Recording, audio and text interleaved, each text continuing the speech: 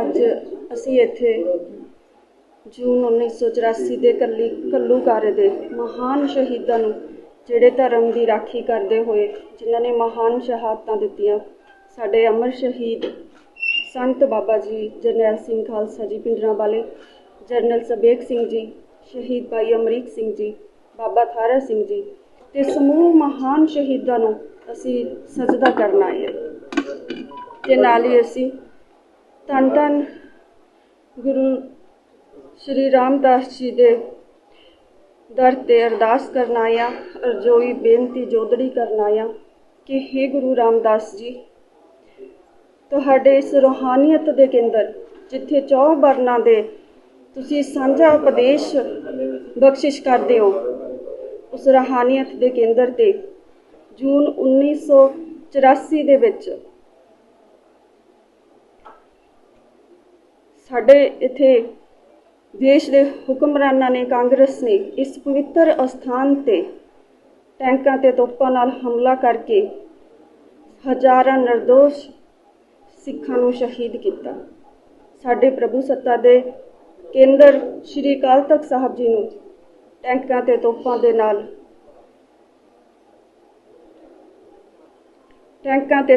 ਨਾਲ ਢਹਿ ਢੇਰੀ ਕਰ ਦਿੱਤਾ। ਹਜ਼ਾਰਾਂ ਨਿਰਦੋਸ਼ ਸ਼ਰਧਾਲੂਆਂ ਦਾ ਕਤਲੇਆਮ ਕੀਤਾ ਗਿਆ। ਅਸੀਂ ਅੱਜ ਗੁਰੂ ਰਾਮਦਾਸ ਜੀ ਦੇ ਦਰ ਤੇ ਹੀ ਅਰਦਾਸ ਕੀਤੀ ਆ ਕਿ ਇਸ ਪਵਿੱਤਰ ਅਸਥਾਨ ਦੇ ਅਪਮਾਨ ਦਾ ਬਦਲਾ ਲੈਣ ਲਈ ਹਜ਼ਾਰਾਂ ਨੌਜਵਾਨਾਂ ਨੇ ਕੁਰਬਾਨੀਆਂ ਕੀਤੀਆਂ, ਜਿਸ ਦੇ ਵਿੱਚ ਸਾਡੇ ਭੈਣ ਭਰਾ ਵੀ ਸ਼ਹੀਦ ਹੋਏ। ਸਾਡੇ ਵੀਰ ਕੌਮੀ ਇਨਸਾਫ ਦੇ ਲਈ ਤੇ ਕੌਮ ਦੇ ਮਾਨ ਸਨਮਾਨ ਲਈ ਘਰੋਂ ਤੁਰੇ, ਪਰ ਅੱਜ ਤੱਕ ਵਾਪਸ ਨਹੀਂ ਆਏ। 25-25, 30-30 ਸਾਲਾਂ ਤੋਂ ਸਾਡੇ ਭਰਾ ਜੇਲ੍ਹਾਂ ਦੀਆਂ ਕਾਲ ਕੋਠੜੀਆਂ ਦੇ ਵਿੱਚ ਸੜ ਰਹੇ ਨੇ। 15 ਸਾਲਾਂ ਤੋਂ ਫਾਂਸੀ ਕੋਠੀ ਦੇ ਵਿੱਚ ਸੜ ਰਹੇ ਨੇ। ਖਾਲਸਾ ਜੀ, ਇਸੇ ਵਾਸਤੇ ਅਸੀਂ ਗੁਰੂ ਰਾਮਦਾਸ ਜੀ ਦੇ ਅੱਗੇ ਹੀ ਅਰਦਾਸ ਕੀਤੀ, हे ਸੱਚੇ ਪਾਤਸ਼ਾਹ, ਕਿ ਸਾਰੇ ਖਾਲਸਾ ਪੰਥ ਨੇ ਬੰਦੀ ਸਿੱਖਾਂ ਦੀ ਰਿਹਾਈ ਦੇ ਲਈ ਇਹ ਸੰਘਰਸ਼ ਆਰੰਭ ਕੀਤਾ ਹੈ।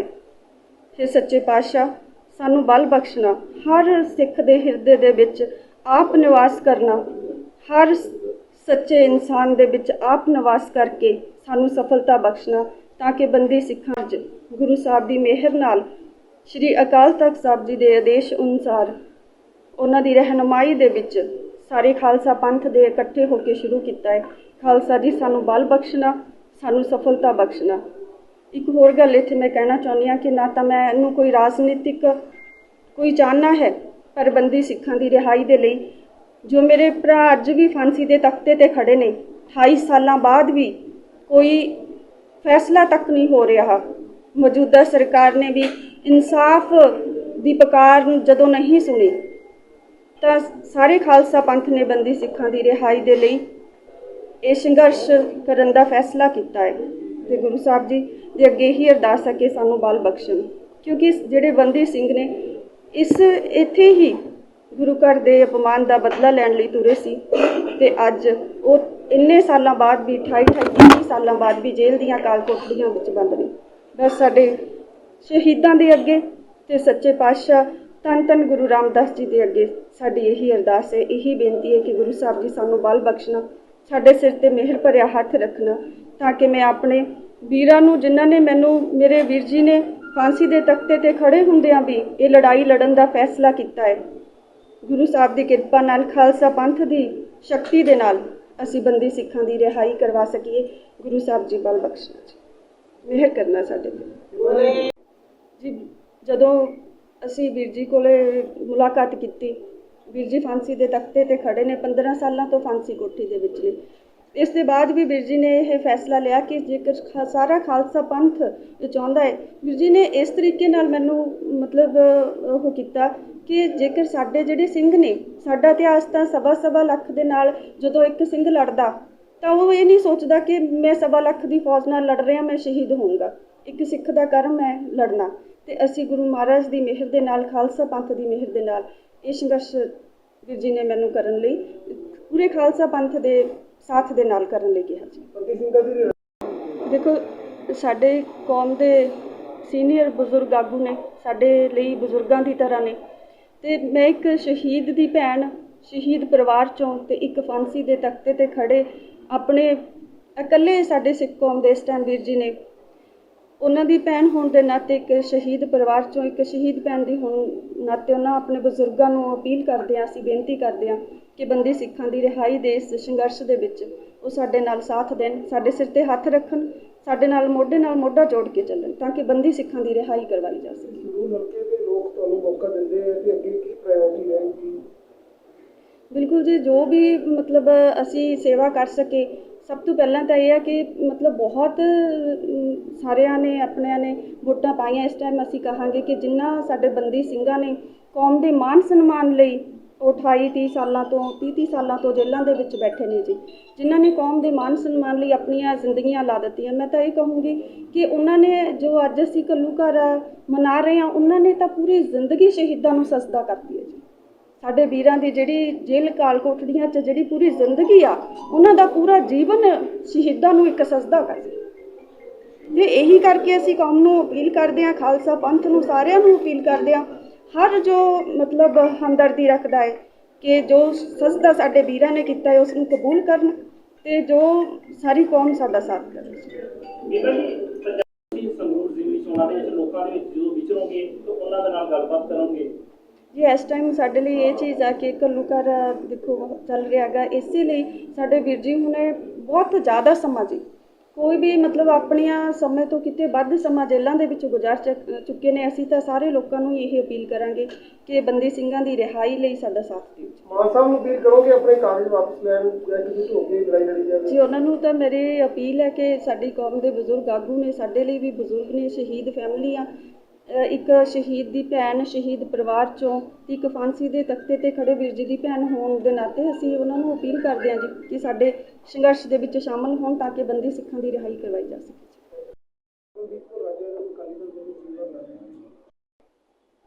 ਸਭ ਤੋਂ ਪਹਿਲੀ ਤੇ ਗੱਲ ਹੈ ਕਿ ਅੱਜ ਮਸਲੇ ਭਾਵੇਂ ਹੋਰ ਵੀ ਬਹੁਤ ਨੇ, ਕੌਮ ਦੇ ਵੀ ਮਸਲੇ ਨੇ, ਪੰਜਾਬ ਦੇ ਵੀ ਮਸਲੇ ਨੇ, ਪਰ ਇਸ ਵੇਲੇ ਸਭ ਤੋਂ ਵੱਡਾ ਮਸਲਾ ਹੈ ਕਿ ਜਿਹੜੇ 30-30, 32-32 ਸਾਲਾਂ ਤੋਂ ਜੇਲ੍ਹਾਂ 'ਚ ਬੈਠੇ ਨੇ, ਜਿਹੜੇ ਫਾਂਸੀ ਦੇ ਤਖਤੇ 'ਤੇ ਖੜੋਤੇ ਨੇ ਔਰ 15-15 ਸਾਲ ਤੋਂ ਫਾਂਸੀ ਵਾਲੀ ਚੱਕੀ 'ਤੇ ਬੰਦ ਨੇ, ਉਹਨਾਂ ਦੀ ਜਿਹੜੀ ਬੰਦੀ ਸਿੰਘਾਂ ਦੀ ਰਿਹਾਈ ਦਾ ਮਸਲਾ ਉਹ ਸਭ ਤੋਂ ਅਹਿਮ ਹੈ।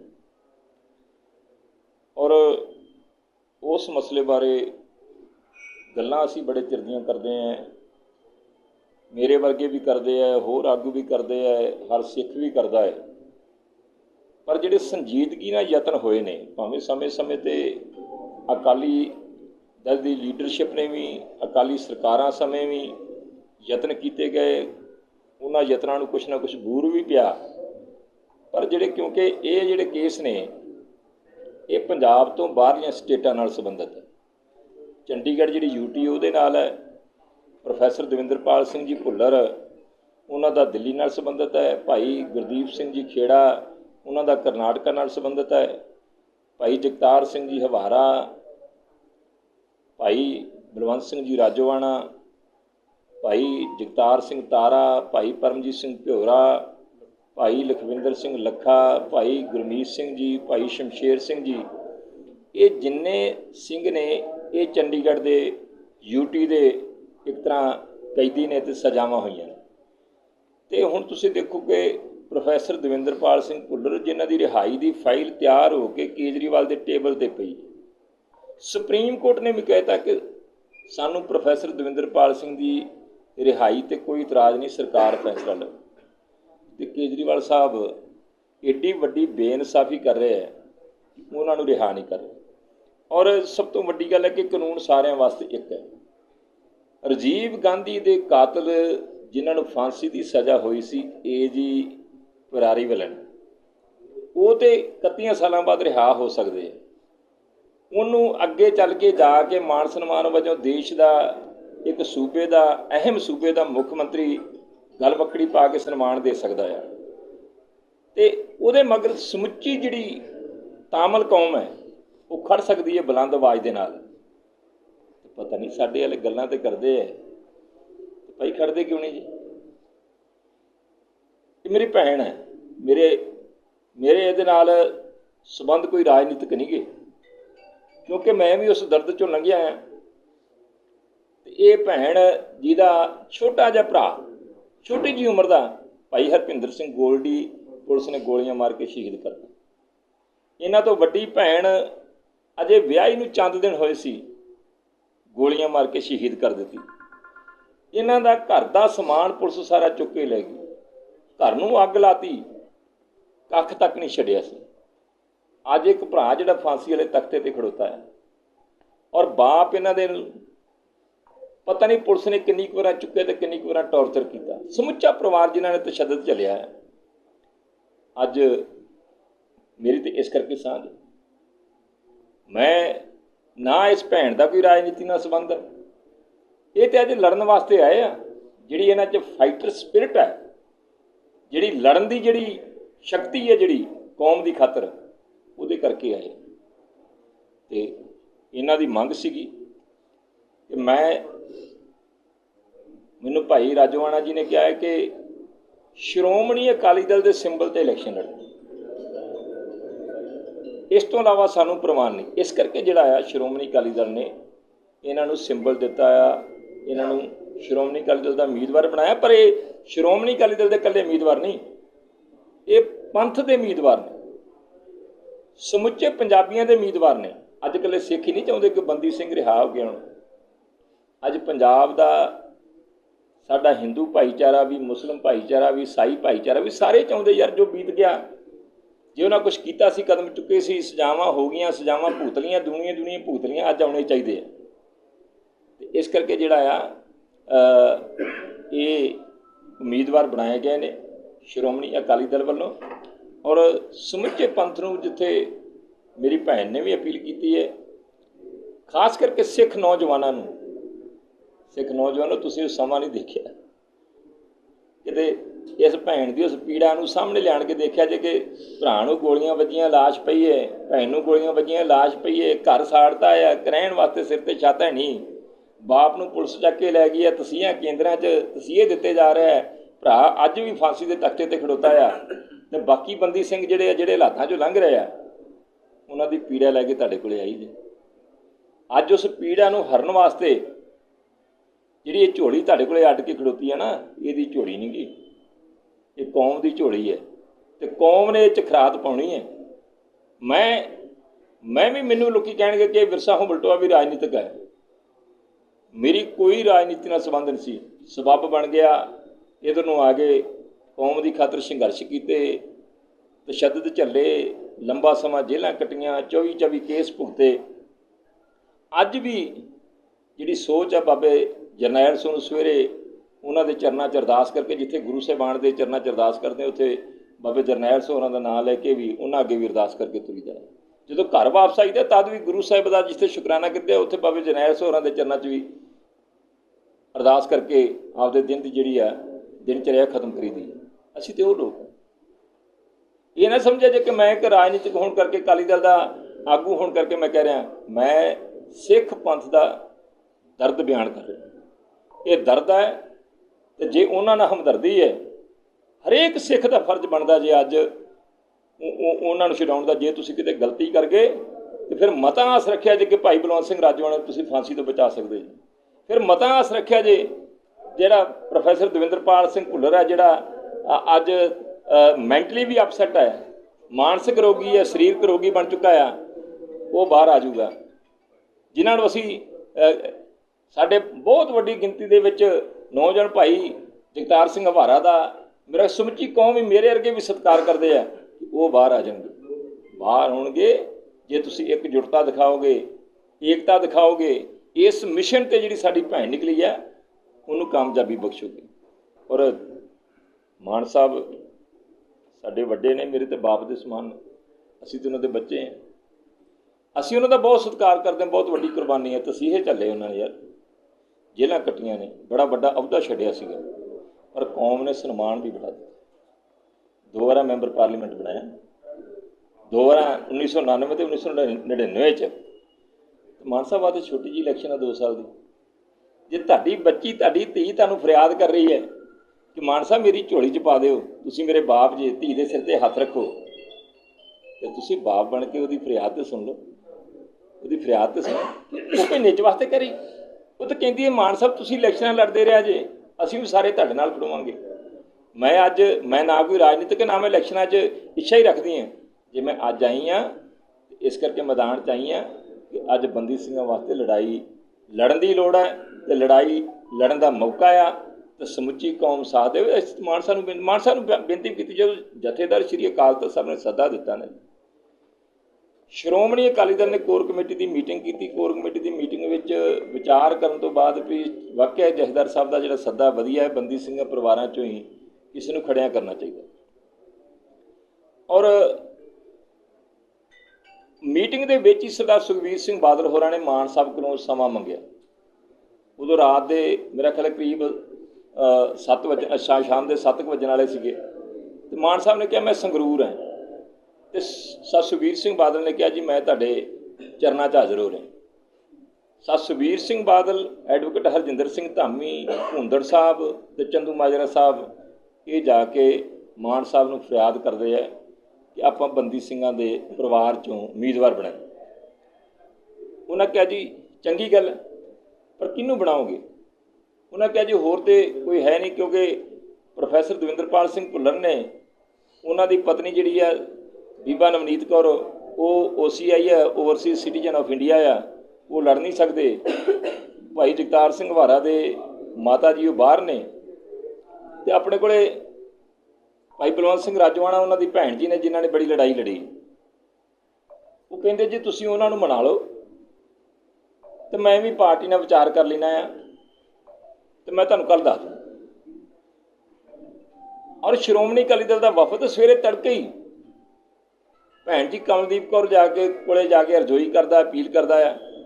ਇਹਨਾਂ ਨੇ ਕਿਹਾ ਕਿ ਮੈਂ ਵੀਰ ਜੀ ਨਾਲ ਸਲਾਹ ਕਰ ਲਵਾਂ, ਅਤੇ ਸ਼ਾਇਦ ਮਾਨ ਸਾਹਿਬ ਨੂੰ ਇਹ ਸੀਗਾ ਕਿ ਕਮਲਦੀਪ ਨੇ ਅਸਮਰੱਥਾ ਜ਼ਾਹਰ ਕਰਦੀ ਹੈ ਵੀ ਮੈਂ ਇਲੈਕਸ਼ਨ ਨਹੀਂ ਲੜਨੀ, ਪੋਸਟ ਪਾਈ ਹੈ ਵੀ ਇਹਨੇ ਸਹਿਮਤ ਨਹੀਂ ਹੋਣਾ ਅਤੇ ਮੇਰਾ ਇਤਨੇ ਸਰ ਜੂਗਾ। ਮਾਨ ਸਾਹਿਬ ਤੁਸੀਂ ਬੜੇ ਸਤਿਕਾਰਤ ਜੇ, ਤੁਹਾਨੂੰ ਬਹੁਤ ਮਾਣ ਦਿੱਤਾ ਕੌਮ ਨੇ। 1999 'ਚ ਕੌਮ ਨੇ ਤੁਹਾਨੂੰ ਜਿਤਾ ਕੇ ਭਾਗਲਪੁਰ ਦੀ ਜੇਲ੍ਹ 'ਚੋਂ ਲਿਆਂਦਾ ਸੀਗਾ, ਰਿਹਾ ਕਰਵਾਇਆ ਸੀਗਾ। ਹਾਂਜੀ, ਅਤੇ ਅੱਜ ਉਹਨਾਂ ਬੰਦੀ ਸਿੰਘਾਂ ਦਾ ਦਰਦ ਸਮਝੋ। ਤੁਸੀਂ ਤਾਂ ਆਪ ਵੰਡਾਇਆ ਜੇਲ੍ਹਾਂ ਵਿੱਚ, ਕਿਵੇਂ ਦਿਨ ਕੱਟੀਦਾ ਆ, ਕਿਵੇਂ ਰਾਤਾਂ ਕੱਟੀ ਦੀਆਂ, ਪਲ ਪਲ ਬੰਦਾ ਕਿਹੜੇ ਹਾਲਾਤਾਂ 'ਚੋਂ ਲੰਘਦਾ ਆ, ਅਤੇ ਤੁਸੀਂ ਤਾਂ ਵੱਧ ਸਮਝਦੇ ਜੇ। ਅਤੇ ਤੁਹਾਨੂੰ ਆਪ ਅੱਗੇ ਆਉਣਾ ਚਾਹੀਦਾ, ਔਰ ਸਮੁੱਚੇ ਪੰਥ ਨੂੰ, ਇਕੱਲੇ ਮਾਨ ਸਾਹਿਬ ਹੀ ਨਹੀਂ, ਸਮੁੱਚਾ ਪੰਥ, ਸਾਰੀਆਂ ਧਾਰਮਿਕ ਜਥੇਬੰਦੀਆਂ, ਸਮੂਹ ਸਿੱਖ ਜਥੇਬੰਦੀਆਂ, ਔਰ ਇੱਥੋਂ ਤੱਕ ਕਿ ਜਿੱਥੇ ਸੰਤ ਸਮਾਜ, ਨਿਹੰਗ ਸਿੰਘ ਜਥੇਬੰਦੀਆਂ ਜਾਂ ਹੋਰ ਸਾਡੇ ਸਮਾਜ ਦੇ ਹਿੱਸੇ ਨੇ, ਵਰਗ ਨੇ, ਉੱਥੇ ਨਾਲ ਹੀ ਸਮੂਹ ਪਾਰਟੀਆਂ। ਮੈਂ ਤਾਂ ਇੱਥੋਂ ਤੱਕ ਕਹੂੰਗਾ ਕਿ ਬੰਦੀ ਸਿੰਘਾਂ ਦੀ ਰਿਹਾਈ ਦੀ ਗੱਲ ਤਾਂ ਵੱਖ-ਵੱਖ ਪਾਰਟੀਆਂ ਵੀ ਕਰਦੀਆਂ ਰਹੀਆਂ ਨੇ। ਹਾਂਜੀ, ਉਹਨਾਂ ਸਾਰੀਆਂ ਨੇ ਵੀ ਅੱਜ ਜਿਹੜਾ ਆ ਇਹ ਹਮਦਰਦੀ ਰੱਖਦਿਆਂ ਹੋਇਆ ਬੰਦੀ ਸਿੰਘਾਂ ਨਾਲ ਆ, ਇਹ ਕਮਲਦੀਪ ਨਾਲ ਨਹੀਂ ਗਾ, ਇਹ ਅਕਾਲੀ ਦਲ ਦੇ ਨਾਲ ਨਹੀਂ ਗਾ। ਅਕਾਲੀ ਦਲ ਨੇ ਇਹਨਾਂ ਮੰਗ ਕੇ ਸਿੰਬਲ ਲਿਆ ਕਰਕੇ ਹੈ, ਅਤੇ ਅਕਾਲੀ ਦਲ ਤਾਂ ਕਹਿੰਦਾ ਸੀ ਇਹਨਾਂ ਨੂੰ ਕਿ ਤੁਸੀਂ ਆਜ਼ਾਦ ਤੌਰ 'ਤੇ ਕਰੋ, ਅਸੀਂ ਤੁਹਾਡੀ ਸਪੋਰਟ ਕਰਾਂਗੇ, ਬਾਕੀ ਵੀ ਸਪੋਰਟ ਕਰਾਂਗੇ ਸਾਂਝੇ ਰੂਪ 'ਚ। ਇਹਨਾਂ ਕਹਿੰਦੇ ਇਸ ਅਕਾਲੀ ਦਲ ਦੇ ਸਿੰਬਲ 'ਤੇ ਲੜਨਾ, ਅਤੇ ਅਕਾਲ ਤਖ਼ਤ ਸਾਹਿਬ ਦੇ ਸੱਦੇ ਦੇ ਉੱਤੇ ਕੌਮ ਨੂੰ ਅੱਜ ਇੱਕ ਤਰ੍ਹਾਂ ਦੀ ਇਸ ਬੱਚੀ ਦੀ, ਸਾਡੀ ਭੈਣ ਦੀ, ਇੱਕ ਸ਼ਹੀਦਾਂ ਦੇ ਪਰਿਵਾਰ ਦੀ, ਇਹ ਮੈਂਬਰ ਦੀ, ਔਰ ਜਿਹੜਾ ਫਾਂਸੀ ਦੇ ਤਖਤ 'ਤੇ ਖੜੋਤਾ ਆ ਉਹਦੀ ਭੈਣ ਦੀ, ਅਤੇ ਬਾਕੀ ਬੰਦੀ ਸਿੰਘ ਉਹਨਾਂ ਸਾਰਿਆਂ ਦੀ ਵੀ ਭੈਣ ਦੀ ਅੱਜ ਅਪੀਲ ਹੈ, ਖਾਸ ਕਰਕੇ ਸਿੱਖ ਨੌਜਵਾਨਾਂ ਨੂੰ, ਕਿ ਤੁਸੀਂ ਬੰਦੀ ਸਿੰਘਾਂ ਦੀ ਗੱਲ ਤਾਂ ਬੜੀ ਕਰਦੇ ਜੇ, ਅੱਜ ਜੇ ਸਾਥ ਦੇਣ ਦੀ ਲੋੜ, ਅੱਜ ਜੇ ਸਾਥ ਦੇਣ ਦੀ ਲੋੜ। ਅਤੇ ਅੱਜ ਪਾਰਟੀਬਾਜ਼ੀ ਤੋਂ ਉੱਪਰ ਉੱਠ ਕੇ, ਹੋ ਸਕਦਾ ਕਿ ਤੁਹਾਨੂੰ ਸ਼੍ਰੋਮਣੀ ਅਕਾਲੀ ਦਲ ਤੋਂ ਕਈ ਲਾਂਭੇ ਹੋਣ, ਸ਼੍ਰੋਮਣੀ ਅਕਾਲੀ ਦਲ ਦੀ ਲੀਡਰਸ਼ਿਪ ਤੋਂ 100 ਲਾਂਭੇ ਹੋਣ, ਗਿਲੇ ਸ਼ਿਕਵੇ ਹੋਣ। ਹਾਂਜੀ, ਉਹ ਪਾਸੇ ਛੱਡ ਦਿਓ, ਕੱਢਦੇ ਰਿਹਾ ਜੀ। ਮੈਨੂੰ ਵੀ ਹੋ ਸਕਦਾ ਕਿ 100 ਲਾਂਭੇ ਹੋਣ ਆਪਦੀ ਸ਼੍ਰੋਮਣੀ ਅਕਾਲੀ ਦਲ ਤੋਂ, ਪਰ ਅੱਜ ਲਾਂਭਿਆਂ ਦਾ ਮੌਕਾ ਨਹੀਂ, ਅੱਜ ਗਿਲੇ ਸ਼ਿਕਵਿਆਂ ਦਾ ਮੌਕਾ ਨਹੀਂ। ਸਾਰੇ ਮਤਭੇਦ ਭੁਲਾ ਕੇ ਅੱਜ ਇਸ ਭੈਣ ਦੇ ਮਗਰ ਖੜੇ ਹੋਏ। ਭੈਣ ਨਹੀਂ ਗੀ, ਇਤਿਹਾਸ ਸਿਰਜਣ ਜਾ ਰਹੀ ਹੈ।